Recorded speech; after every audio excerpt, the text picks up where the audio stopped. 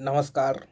स्वागत है आपका आपके अपने YouTube चैनल विनर कॉम में और मैं हूं आपका दोस्त HR गौतम। मित्रों, आज मैं मध्यकालीन भारत के इतिहास पर चर्चा करने हेतु उपस्थित हूं और मध्यकालीन भारत में सल्तनत काल एक एरा है, एक टाइम पीरियड है। तो इसमें कौन कौन से महत्वपूर्ण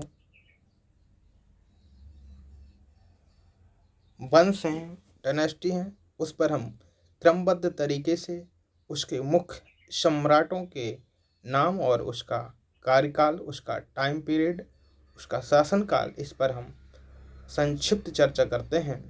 तो मित्रों, जैसा कि आप जानते हैं कि सल्तनत काल में सर्वप्रथम गुलाम वंश या इसे इलबरी या मामलुक वंश भी कहते हैं, इसकी स्थापना हुई थी और इस वंश का जो संस्थापक था वह कुतुबुद्दीन ऐबक था, जो स्वयं मोहम्मद गौरी का एक गुलाम था।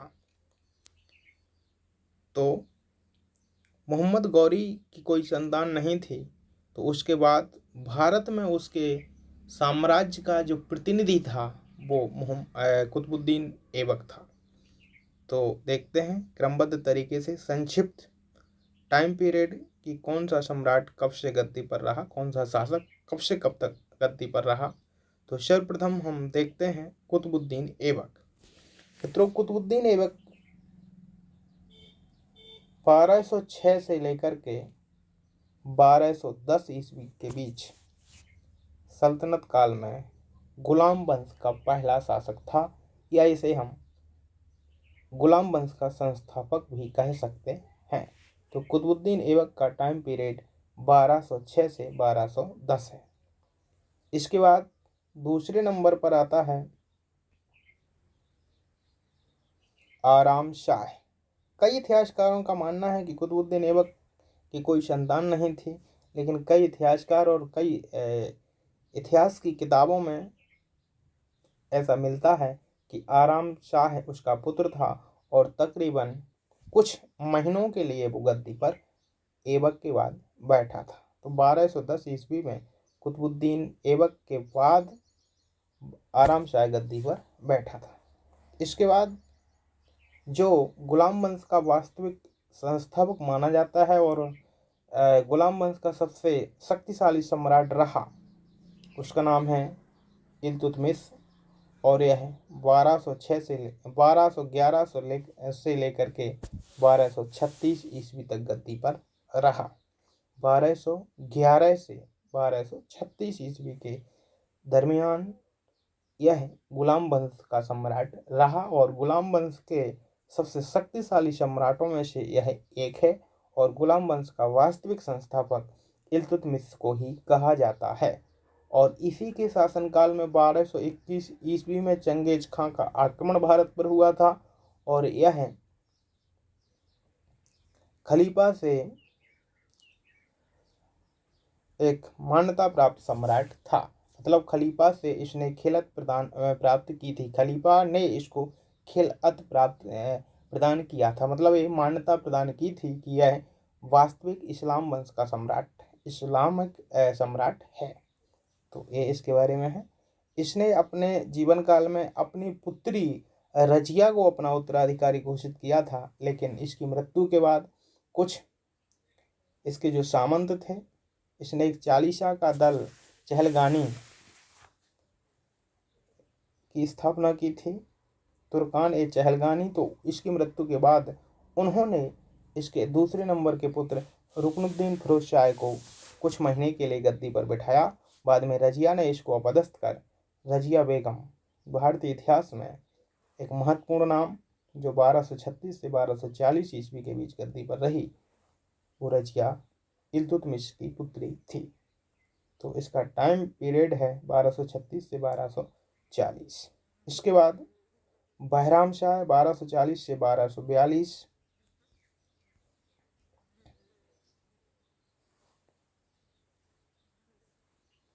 इसके बाद अलाउद्दीन मसूद शाह 1242 से 1246।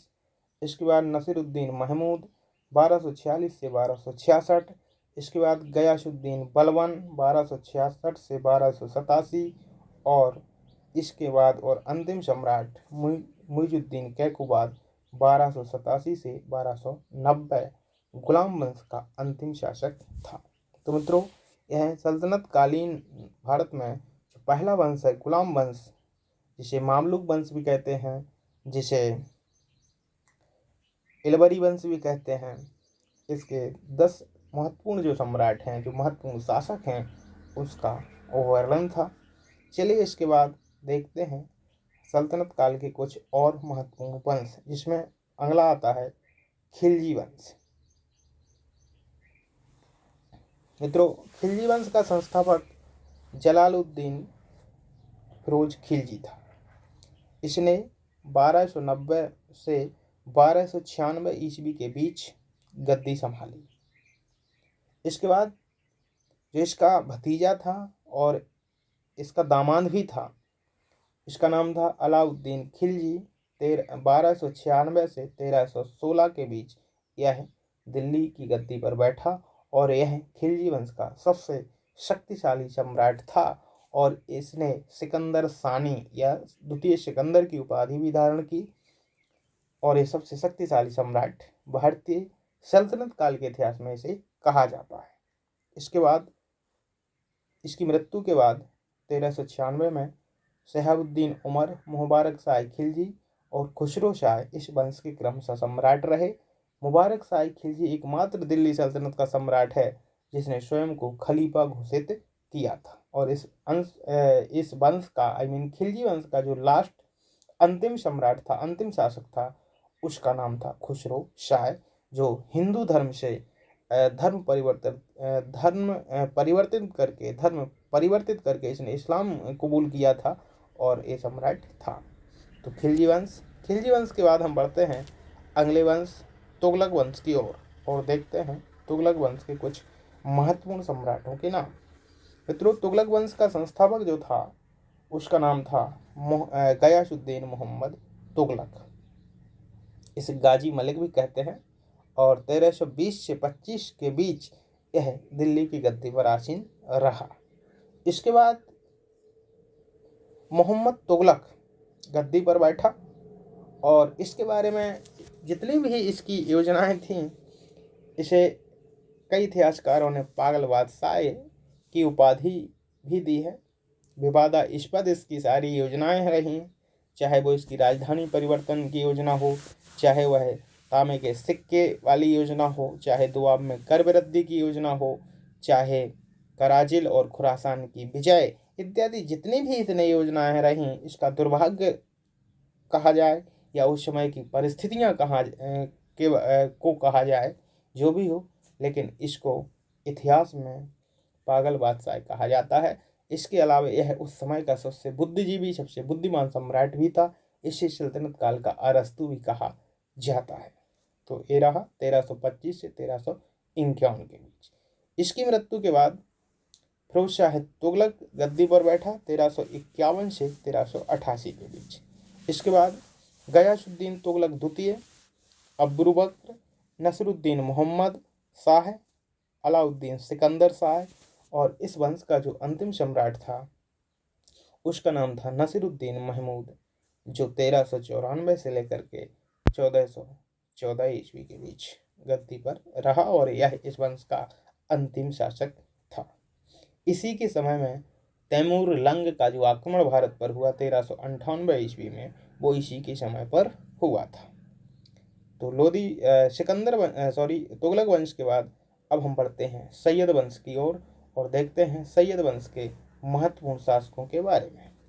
मित्रों, सैयद वंश के जो शासक थे उनका टाइम पीरियड 1414 से 1451 रहा और इसमें 4 महत्वपूर्ण शासक हुए हैं। जो पहला था उसका नाम था खिज्र खां 1414 1414 टू 21,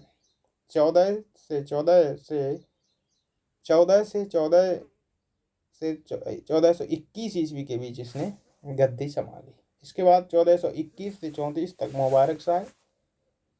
इसके बाद मोहम्मद शाह 1434 से 1445 तक और अलाउद्दीन आलम शाह 1445 से 1451 के बीच में इस वंश का अंतिम शासक हुआ।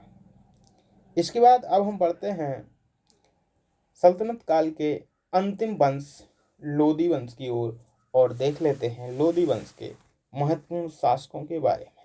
मित्रों, लोदी वंश का जो समय है, जो टाइम पीरियड है, वो है 1451 से 1526। इस वंश का जो संस्थापक था वो था बहलोल लोदी। 1451 से लेकर के 89 तक इसने शासन किया। इसके बाद सिकंदर लोदी, जिसे गुलरुखी के नाम से ये कविताएं करता था, गुलरुखी के नाम से इसको जाना जाता है। आगरा नगर की स्थापना 1504 में इसने की थी और इसका जो टाइम पीरियड है, जो शासनकाल है, वो 1489 से 1517 के बीच में है। और मित्रों, इस वंश का जो अंतिम सम्राट है वो है इब्राहिम लोदी, जो 1517 से 1526 के बीच में दिल्ली की गद्दी पर रहा और इस वंश का अंतिम सम्राट था। और इसी को पानीपत के प्रथम युद्ध में मुगल सम्राट बाबर ने पराजित करके भारत में सल्तनत काल का अंत करके मुगल काल की स्थापना की। और मुगल काल की स्थापना के लिए जो पहला युद्ध हुआ उसे पानीपत का प्रथम युद्ध कहा जाता है। और पानीपत का जो प्रथम युद्ध था, युद्ध भूमि में ही मरने वाला वह सम्राट था, उसका नाम था इब्राहिम लोधी। और आज भी अगर आप वहाँ पर जाएंगे तो इसका चबूतरा, इसका जो मकबरा है, वो पानीपत के उसी मैदान में बना हुआ है। तो मित्रों, ये पानीपत का अंतिम युद्ध 1526 में हुआ था। अब हम आगे मुगल वंश से संबंधित जो महत्वपूर्ण सम्राट हैं उनको अगले वीडियो में आपके समक्ष रखेंगे, उनके बारे में वीडियो बनाएंगे। ऐसे ही वीडियो को देखने के लिए हमारे चैनल को सब्सक्राइब करें, शेयर करें। मिलते हैं अगले वीडियो में, तब तक के लिए नमस्कार।